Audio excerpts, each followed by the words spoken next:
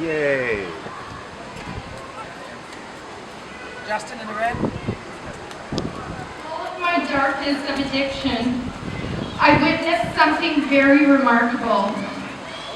We were addicts stripped of our labels, only to carry but one. Human beings in the midst of struggle. We were no longer divided by titles, no longer divided by race, sexuality, religion, or our preconceived notions. We simply became human beings struggling to survive together as a community. I believe that if a torrent of darkness can bring people together in such a way, then so too can our light. During my last 15 years of living in Canada, I was blessed because I didn't personally face any discrimination. Not at school, not at work, not in the mall. The unconditional love and the care that I received from the people of Canada, that made me feel part of it. Without that love, my family and I would not be able to start our new happy home here. That's what I believe. Canada is diverse. Canada doesn't discriminate. Canada doesn't know how to hate. And all I want to say is, this is what we as Canadians have in our heart and souls. Community. I faced adversity many times. Overcoming adversity is one of the biggest challenges that I faced. What helped me was connecting with my culture on a spiritual level and helping others in the process. I truly believe that my culture and my children saved my life and helped me leave a situation that I suffered for many years. Also learning from others and hearing their inspiring stories. Being an Indigenous person and working in the Indigenous community and working for Aboriginal organizations, there really is a lot of discrimination within our own organizations, because when I started this program, not once since I've been working with youth in the past 10 years has my sexuality been brought into the workplace, has it been brought up.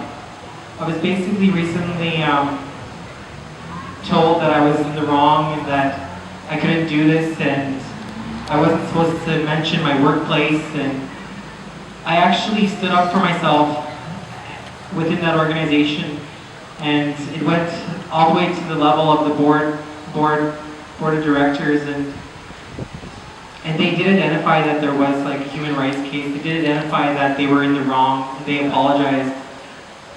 And I just wanted to basically create awareness, because we have to talk when we are being discriminated against. We have to speak out and we have to act. We cannot let that behavior go on.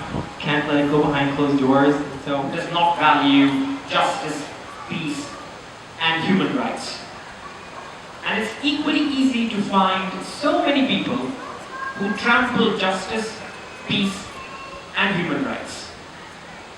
It is as if such ideals are restricted to one's own race and religion, gender identity, or sexual orientation. So far as others are concerned, they are given cheap slogans. All lives matter, straight pride, white history month, men's rights. God has a plan for you, Jesus loves you. Islam gave human rights 1400 years ago. Talk is cheap.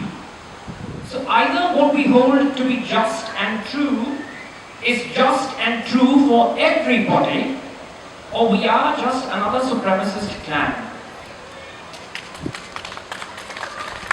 Being a parent is probably one of the hardest jobs I think anyone who here is a parent can attest to. Parent is in relative, guardian, blood relative, adoptive parent, any kind of parenting. And one thing that is so exciting about being a parent right now is teaching our children and confronting our own privileges about what we think is and isn't real. Teaching our children empathy is probably one of the most crucial things I think any of us can do. Christmas 2014, the Prime Minister of Canada, Stephen Harper, was asked about a missing and murdered Indigenous women inquiry. With his response of indifference, well, it's not really high on our radar, to be honest. These are strong messages to an Indigenous woman in politics. I want to acknowledge our Muslim sisters who were targeted with their headscarves in the last election repeatedly in a time that has now caused racial and sexist divide.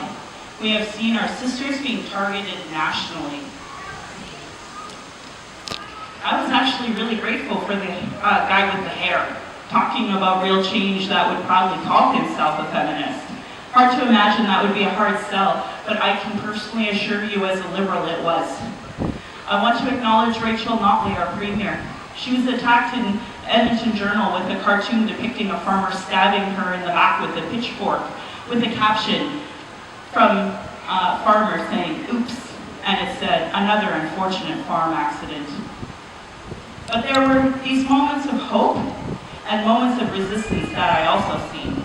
I watched 4 women from Idle No More, an Indigenous-led movement, a female-led movement that inspired a national outcry, that inspired everybody globally.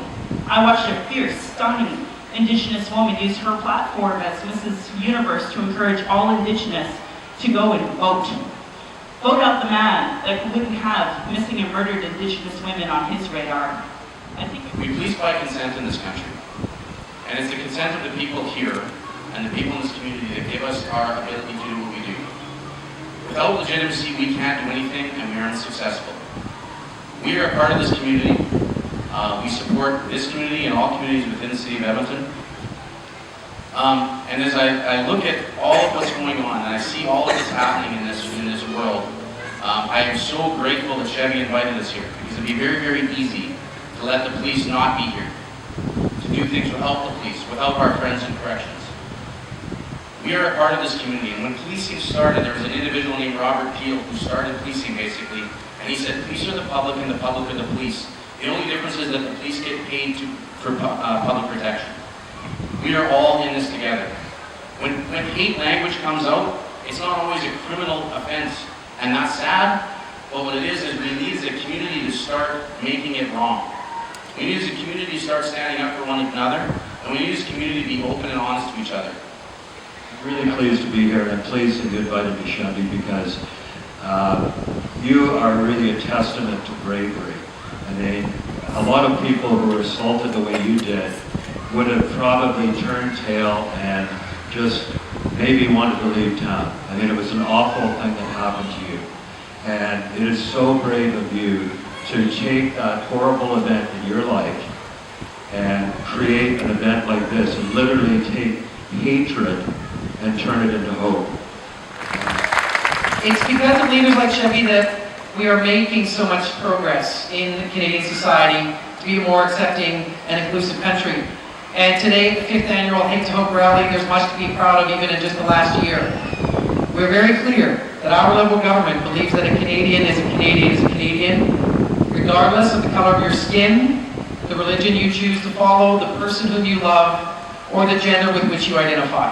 We've made strides towards inclusivity by appointing a gender-balanced cabinet for the first time, by introducing Bill C-16, which will ensure transgender Canadians the full protection of the law by enshrining gender identity in the Canadian Human Rights Act and under the hate crimes provision of the Criminal Code of Canada. You know, I'll hope that I can get your forgiveness for bringing just a little bit of brevity to the event with my feathers. I was at the Cara West Parade this afternoon, and it's something like this. I know that, you know, we have people like Chevy who are amazing at being the face at the front of something so important like this, but others like me have to put, you know, a big fan of feathers on their head to really come out and be the best version of me that I can be. And that's what we try to do here, is we try to encourage other people to be themselves. That's what diversity is, that no matter if you are gay or straight or transgender, that we're all special, we're all unique, and one day, that amazing day when we can actually look past that and we can just see each other and ourselves as unique. So it is important to do events like this where we come and we support each other, and all of the people that came before you and you and the people that will come in the future to continue to fight for these rights, to make sure that people are not discriminated against. And it is important to make sure that we are out here and showing our solidarity, but we must make sure that we don't just educate, we also need to legislate. We need to make sure that we pass laws like we just passed in the fall, where we actually make it illegal to discriminate against people for their gender identity and their gender expression. Hate is a disease, and it's affecting our communities and planet in a way that we all may not really realize. It fuels global conflict, it fuels migration, it fuels much of the devastation around our planet today. For it is xenophobia, this fear of the other, that justifies the use of force, the sale of arms, and so much more. Hate is also insidious.